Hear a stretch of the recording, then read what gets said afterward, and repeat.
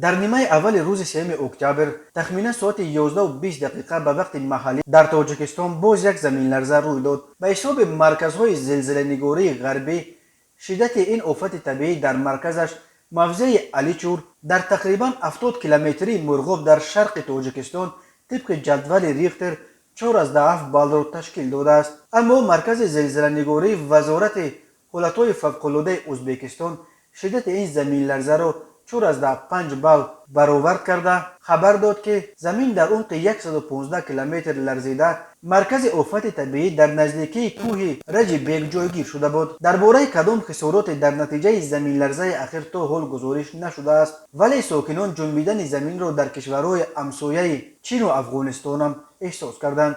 تاجیکستان در یک منطقه زلزله‌خیز قاره آسیا جایگیر شده هر سال در قلمرو کشور صدها زمین جنبی ثبت می شوند.